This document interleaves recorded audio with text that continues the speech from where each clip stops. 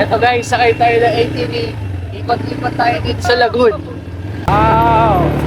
So eto guys, kung gusto nyo ma-experience etong ATV dito sa lagoon, 800 pesos po per head. 1 hour na yon.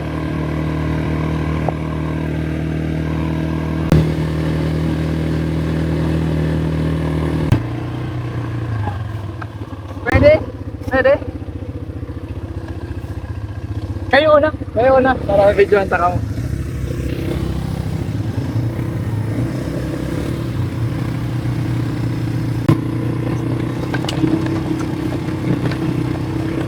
Woo! Ayos! Na-enjoy ko itong ATV dito sa Lagoon.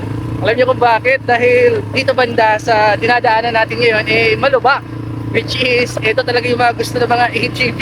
Lalo na yung mga nagda-drive. Yan o. Saka hindi kayo matatakot ma-outbalance dahil 4 wheels to.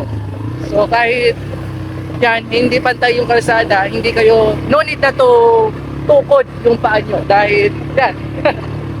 So i-enjoy nyo na lang yung thrill dito sa mga road na ito. Sure akong sulit yung 800 pesos nyo per hour. Yan o. Wow, dito tayo banda sa may dagat. Ang galing. Yes, ulan.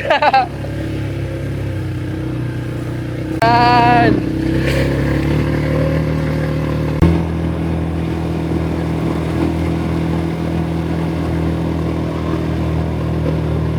Yan, may inaayos dito guys, oh.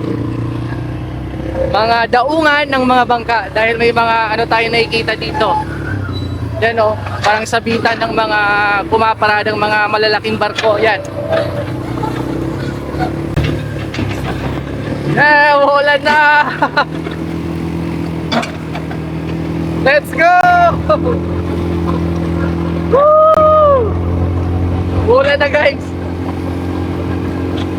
So ito guys, kakatapos lang natin sumakay na ito. Ulan kasi kaya binilisan na namin. Oh, grabe. Saya ng experience, grabe, lalo na doon, no? May mga terrain doon na lubak, talagang sure ako may enjoy to sa mga may hilig o sa mga hinahanap yung adventure. ATV rides, galing, ganda. Whew. So eto guys, isa sa mga activities na pwede nyo gawin ay etong kanilang sea-bike. Magkano? 100 pesos po per person. So eto yung maganda dito, magsawa kayo, pwedeng pahapon, kaka-sea-bike sa loob ng lagoon. Yan. Dami niya, no? Hanggang doon.